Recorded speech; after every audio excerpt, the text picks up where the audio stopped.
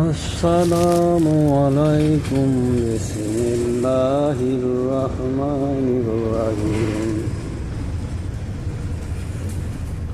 হাশরের মাঠে প্রধানত দল হবে চারটি, আল কোরআন। একটি দলের নাম সত্যবাদীদের দল। এই দলে থাকবে সত্যবাদী বেশ্যাগণ, সত্যবাদী অভিনেতা অভিনেত্রী, সত্যবাদী নায়ক নায়িকা, সত্যবাদী গায়ক গায়িকা, সত্যবাদী নর্তক নর্তক, সত্যবাদী ইত্যাদি লোকজন। তাদেরকে প্রশ্ন করা হবে কে কোন বেহেশতে যাবে।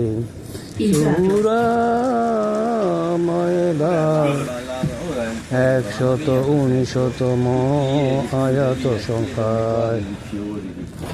আরেকটি দলের নাম আল্লাহর সাথে নৈকট্য লাভকারীরা। এখানে রাসূল হারুন থাকতে পারিবে না। আরেকটি দলের নাম মিথ্যাবাদীদের দল। তারা মরণের সময় আল্লাহর সাথে বলে, আল্লাহ আমার রূহটা নেওয়ায় না। সৎকর্ম পরায়ণের অন্তর্ভুক্ত হইতাম, আর তোমারই মনোনীত ব্যক্তিদেরকে সাহায্য করতাম। আল্লাহ বলিবেন কোনো কাজ হবে না।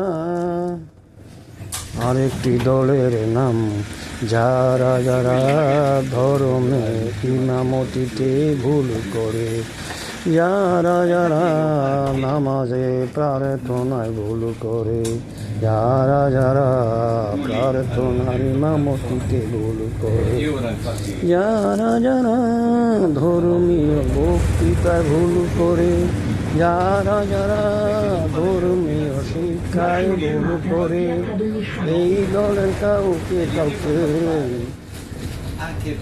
যে যে রাজরানীরা অসৎ কর্ম পরায়ণ, তারা থাকবে এই দলে। সৈনিক থেকে যারা যারা রাষ্ট্রপ্রধান হয়, তারা থাকবে এই দলে। সৈনিক থেকে যারা যারা রাজনীতি করে, তারা থাকবে এই দলে। যারা যারা ধর্মের নামে রাজনীতি করে, তারা থাকবে এই দলে। যে মা বাবারা সন্তানের হক নষ্ট করে, তারা থাকবে এই দলে। যে মা বাবারা সন্তানের উপার্জনকে আত্মসাৎ করে, তারা থাকবে এই দলে। যে মা বাবা সন্তান বেশি হলে তাদেরকে ঠকায়, তারা থাকবে এই দলে। যারা যারা নামাজ পড়িয়া ঘুষ গ্রহণ করে, তারা থাকবে এই দলে।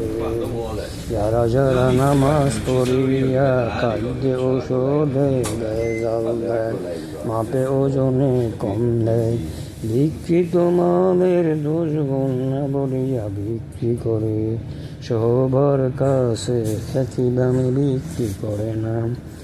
যে নামাজিরা মিথ্যা বলে, তারা থাকবে এই দলে।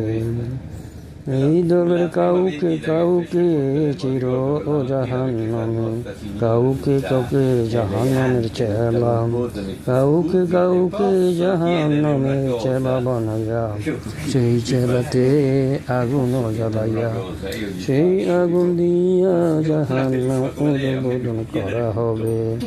হাফেজ সুন্দরতম আল্লাহ, হাফেজ সুন্দরতম আল্লাহ, হাফেজ সুন্দরতম আল্লাহ, হাফেজ সুন্দরতম আল্লাহ।